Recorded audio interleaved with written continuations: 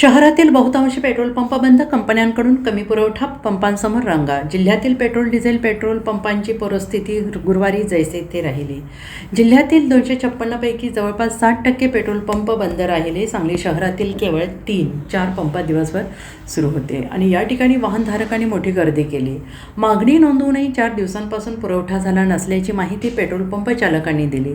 सांगलीतील बसस्थानक road, station road, चौक, तरुण भारत क्रीडांगण, मार्केट यार्ड आदी परिसरातील पेट्रोल पंप बंद होते. विश्रामबाग चौक, माधवनगर रोडवरील काही पंप सुरू होते. या ठिकाणी भल्या मोठ्या रांगा लागल्या होत्या. सुरू असलेल्या पंपांवर वाहनधारक अधिक प्रमाणात इंधन भरताना दिसत होते.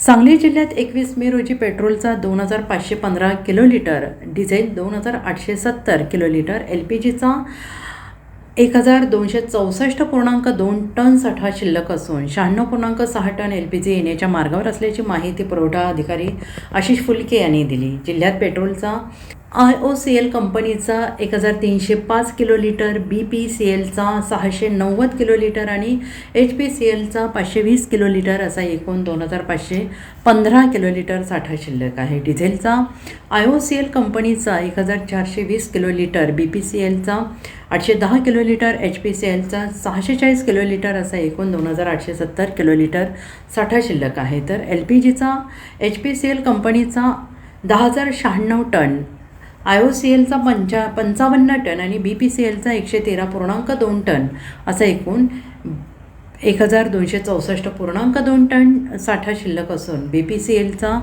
96.6 टन LPG येण्याच्या मार्गावर आहे. Bureau report, SBN Marathi, Sangli.